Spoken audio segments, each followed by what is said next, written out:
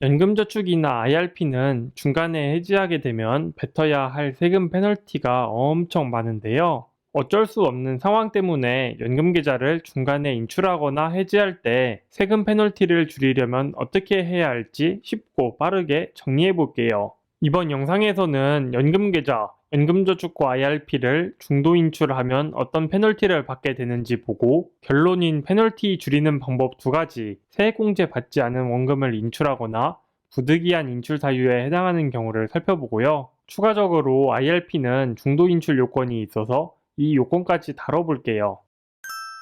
먼저 해지 페널티라는 게 뭐고 어떨 때 붙냐? 연금저축과 IRP는 가입 후 5년이라는 기간과 나이로 만 55세 모두 경과해야 페널티 없이 연금 수령을 할 수 있고, 둘 중 하나라도 충족이 안 된 상태에서 중도 인출하거나 해지할 경우 페널티가 붙을 수 있어요. 노후를 대비하라고 세액공제 등의 혜택을 준 거니 안 할 거면 혜택도 뱉으라는 거죠. 그런데 계좌 자체를 해지하는 중도 해지는 연금저축이나 IRP 모두 가능하지만, 계좌를 유지한 채 일부 금액만 인출하는 중도 인출은 연금저축은 가능하지만 IRP는 마지막에 따로 설명드릴 중도 인출 요건에 맞아야 가능하거든요.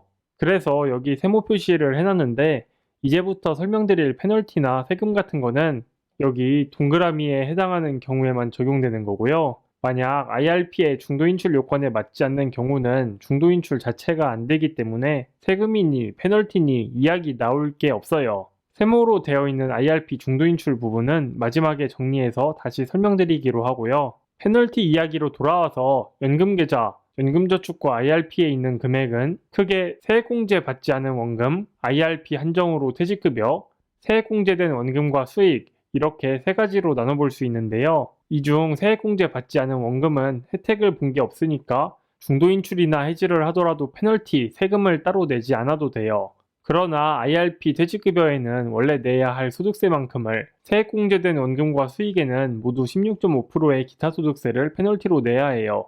그런데 여기 보면 세액공제 받지 않은 원금에는 따로 페널티가 없잖아요. 즉, 연금계좌의 중도 인출, 해지 페널티 줄이는 첫 번째 방법, 바로 세액공제 받지 않은 원금을 인출하는 거예요. 세액공제 받지 않은 원금이라면 중도 인출이나 해지 시에 따로 페널티가 없는 거죠. 그런데 연금계좌에서 세액공제 받지 않은 원금이라는 게 뭘까요?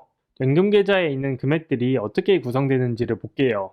연 600만원까지 세액공제되는 연금저축의 원금, 연금저축과 합산 900만원까지 세액공제되는 IRP의 원금, 세액공제 한도를 초과하여 세액공제를 받지는 못했지만 연 1,800만원까지 납입한 원금 부분, 그리고 여기서 발생한 이자, 배당, 매매차익 등의 수익으로 나눠볼 수가 있겠죠. 여기서 세액공제 받지 않은 원금이란 건 크게 네 종류로 나눌 수 있는데요.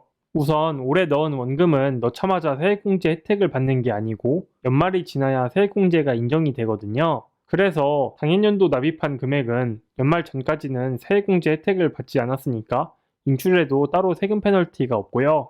이 그림에는 없지만 당해년도 납입금액과 마찬가지로 당해년도에 ISA 계좌가 만기가 되어서 연금계좌로 전환한 금액도 연말이 지나기 전까지는 세액공제 혜택을 받지 않았으니까 인출해도 페널티가 없어요. 그리고 납입한 해가 지났더라도 세액공제 한도, 연금저축은 600만원, 연금저축과 IRP 합산 900만원을 초과한 금액은 세액공제를 받지 못하겠죠. 회색으로 표시했고요. 세액공제 한도 이내의 금액이라도 무조건 세액공제 되는 것은 아니고, 내가 납부해야 할 세금보다 세액공제액이 더 크면 세액공제를 받지 못하는 금액이 생길 수 있겠죠. 예를 들어 연금계좌에 연 900만원을 납입하고 16.5% 세액공제율을 적용받으면 대충 150만원 정도가 세액공제 되거든요. 그런데 내가 다른 소득공제, 세액공제를 받고 해서 최종적으로 내야 할 세금이 100만원밖에 안 된다 하면 세액공제는 100만원까지만 되는 거지 150만원 전부가 세액공제 되는 게 아니에요. 이런 케이스에선 대충 세액공제액 약 150만원 중 3분의 1인 50만원 정도를 세액공제 받지 못했으니까 납입한 900만원 중 약 300만원 정도는 세액공제 받지 못한 금액으로 분류되겠죠. 이렇게 세액공제 받지 않아서 인출할 때 페널티도 없는 원금에 해당하는 4가지 케이스를 살펴봤고요. 이어서 페널티 대상이 되는 금액들인데, 왼쪽 그림에는 없지만 IRP 퇴직급여, 세액공제 혜택을 받은 원금과 수익이 있겠죠. 연금계좌 금액을 이렇게 나눈 이유는 내가 연금계좌에서 중도 인출한 금액이 이 중 어디에 해당하는지 알 수가 없잖아요. 연금 계좌에서 인출할 때 어떤 돈부터 빠져나가냐? 인출 순서는 페널티가 적은 순서대로, 구체적으로는 위에서부터 번호 순서대로예요. 이 순서를 생각하시면서 세금 페널티 대상이 아닌 금액을 인출하시면 되겠죠. 그런데 문제는 여러분이 납입한 금액 중 여기에 해당하는 금액은 많지 않고 대부분이 여기에 해당될 거예요. 그러면 세액공제 받지 않은 원금에 해당하지 않는 여러분의 연금계좌 대부분을 차지하는 금액들은 무조건 페널티를 먹고 인출해야 하냐? 그건 아니기 때문에 이 금액들의 페널티를 줄이고 인출하고 싶을 때 어떻게 해야 할지 이어서 설명드릴게요. 세액공제를 받은 원금과 수익, IRP의 퇴직급여도 소득세법상 부득이한 인출 사유에 해당하게 되면 중도인출, 해지라도 페널티를 받는 대신 정상적으로 연금 수령하는 경우와 같이 저율과세가 되는데요. 부득이한 사유란 게 뭐냐?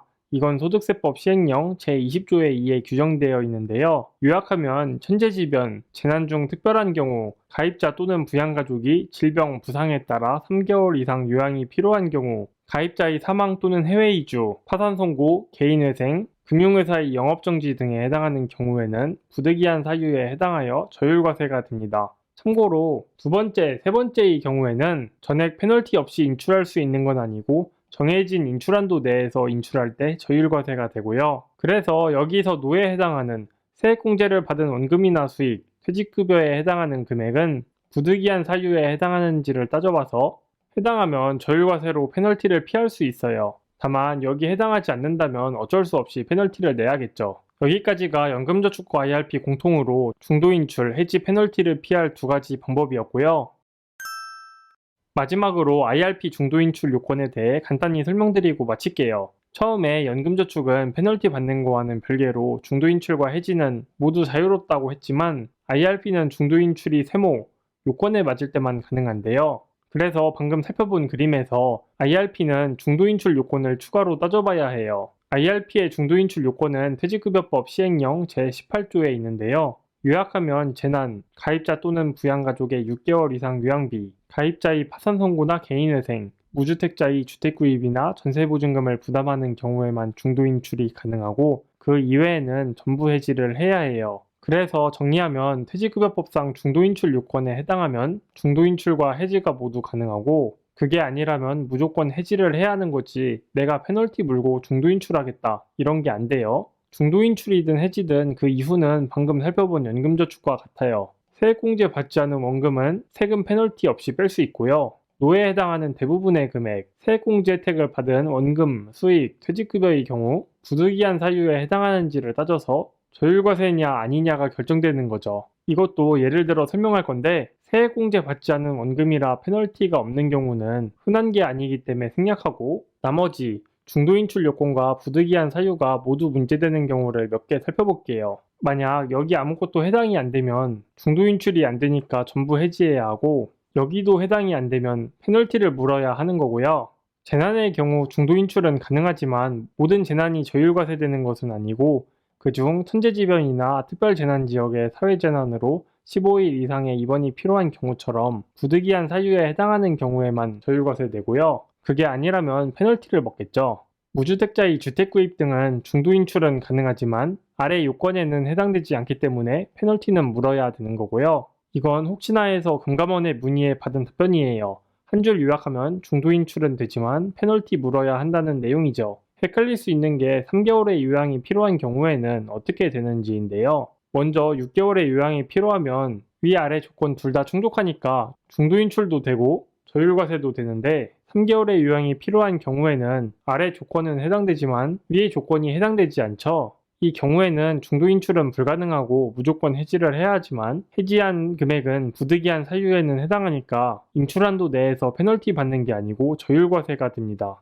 금융감독원에서 22년에 배포했던 보도자료를 보면 3개월 요양이 필요한 경우 전부 해지는 가능하지만 페널티가 부과된다고 되어 있고 이 보도자료를 근거로 많은 뉴스, 기사 등에서 페널티를 받는 것처럼 설명하고 있지만 실제로는 페널티 받는 게 아니고 저율과세 되는 거예요. 왜냐면 이 IRP의 중도인출 요건은 단지 중도인출이 되냐 안 되냐 이걸 따지는 거고 페널티 즉 세율은 소득세법이 적용돼서 부득이한 사유에 해당되냐 아니냐로만 따지는 거라 그래요. 그래서 IRP는 얼핏 보면 복잡해 보이지만 중도인출 요건 먼저 따져서 요건에 맞으면 중도인출, 해지 둘 다 되고 요건을 못 맞추면 무조건 중도 해지를 해야 하고요. 중도 인출이든 해지든 세액공제를 받지 않은 원금은 페널티가 없고, 아니더라도 부득이한 사유에 해당하면 저율과세가 되고, 그것도 아니라면 페널티, 이렇게 각각 따져보면 쉽게 알 수 있어요. 이번 영상 요약, 연금계좌를 페널티 없이 중간에 돌려받으려면 첫 번째로 세액공제 혜택을 받지 않은 원금을 인출하면 되고요. 이때 중도 인출할 경우 인출 순서는 위에서부터 순서대로예요. 그리고 1번에 해당하지 않더라도 연금저축과 IRP 모두 소득세법상 부득이한 인출 사유에 해당하면 낮은 세율로 저율과세되어서 페널티를 피할 수 있고요. 그림으로 보면 연금저축은 중도 인출이 자유롭기 때문에 세액공제를 받지 않은 원금인지 아니더라도 소득세법상 부득이한 사유에 해당하는지만 보면 되지만, IRP는 인출 사유를 제한하기 때문에 중도 인출을 하고 싶다면 추가로 IRP 중도 인출 요건도 같이 따져봐야 한다는 내용이고요. 이건 금융감독원에서 최근에 22년 1월 25일자 보도자료를 수정하면서 추가로 올린 표인데, 이번 영상에서 설명한 내용의 요약이 잘 되어 있는 것 같아 첨부했으니 참고해 주시면 됩니다. 이렇게 연금계좌를 해지하면서 페널티 없이 중간에 돌려받는 방법 두 가지에 대해 살펴봤습니다. 그렇지만 여기에 해당하는 건 흔한 경우가 아니기 때문에 중간에 그만둘 것 같다면 연금계좌 자체를 안 하는 것도 한 가지 방법일 수 있겠다는 말씀을 드리며 이번 영상은 여기서 마치겠습니다. 시청해주셔서 감사합니다. 좋아요, 구독, 알림 설정 부탁드려요. 감사합니다.